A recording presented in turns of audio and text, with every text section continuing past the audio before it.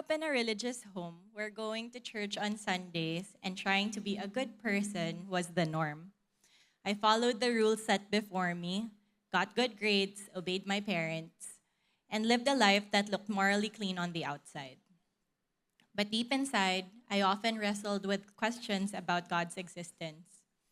Still, I prayed, asking Him to reveal Himself to me, not just as a tradition I inherited, but as someone real and present.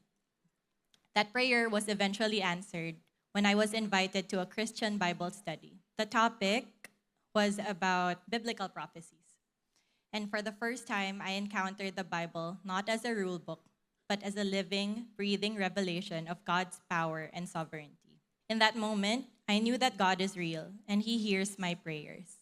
But as life moved on, so did I. My career took off, and I found myself living the dream by traveling the world and enjoying a loving relationship by my then boyfriend, Pao. He wasn't really a believer of Jesus. He was always a skeptic one, but he did go with me to Bible studies I invited him to, and that was enough for me at that time.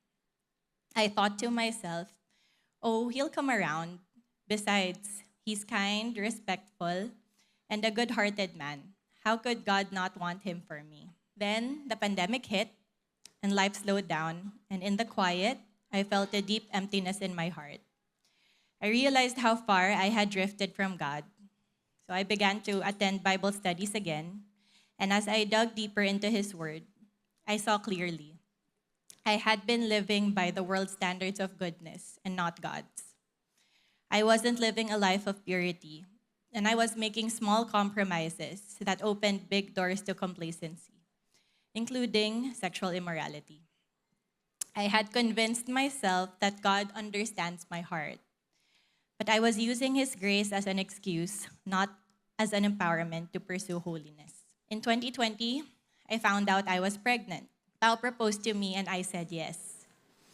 But afterwards, I felt a deep emptiness and heaviness in my heart. I felt that something was wrong. So I cried out to God and I said, I know I've made mistakes, but I want to do what's right before you.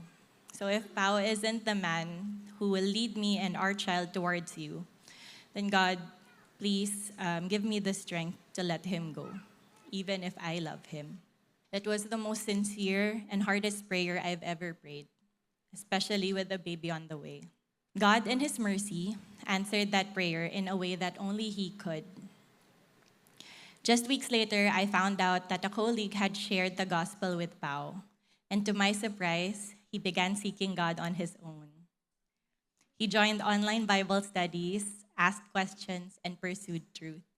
I saw a hunger in him that I hadn't seen before, and soon we were studying the Word together. And then came the biggest heartbreak, because at 11 weeks, we found out that our baby lost her heartbeat. It was one of the most painful seasons of our lives. Yet, despite our circumstances, I felt God's presence more than ever. Despite my mistakes, my compromises, my faults, He stayed with me through the consequences I had to face and comforted me through it all. He didn't leave me in pain. He carried me through it. And Isaiah 43:2 became real. When you pass through the waters, I will be with you. And through the rivers, they shall not overflow you. When you walk through fire, you shall not be burned, nor shall the flames scorch you. And that is exactly what God did for us. He saw us through, and never once did I feel left alone. After that painful incident, Pao and I committed to walking in obedience. We practiced abstinence throughout our boyfriend-girlfriend relationship as we surrendered it to God. In 2021, we got baptized, got married, and publicly gave our lives to Jesus Christ. We prayed to the Lord to bless us with a child again, this time trusting not in our timing, but in His. Though I was a bit fearful from the pain caused by my first pregnancy, He remained faithful to His promises. God answered our prayers with a beautiful baby boy, Zevi. He's there somewhere playing. And today, we are a family living under His grace and guidance. Looking back, I realize now it's not merely about being a good person. It's about being a surrender to the authority of our holy God. I may have looked pure and good by the world's lens and standards as an obedient, following the rules kind of girl. But real purity means aligning our hearts and lives with God's standards of holiness. On our own, we will always fall short, and that's why we need the help of our Savior, Jesus Christ. Today, my husband and I are part of a discipleship group that keeps us accountable in our intimacy with God, in our marriage, and in our parenting. We walk alongside a community of believers as we raise our family to know and follow Christ. Purity is no longer just about outward actions. It's about a heart continually being refined by God's truth, living each day to become more like Him.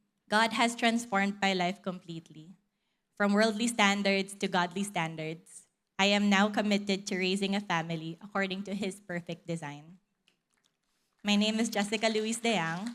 I was once a good girl by the world's standards, but in truth, I am a sinner, saved by grace, now on a journey to live in true purity for the glory and honor of my Savior, Jesus Christ.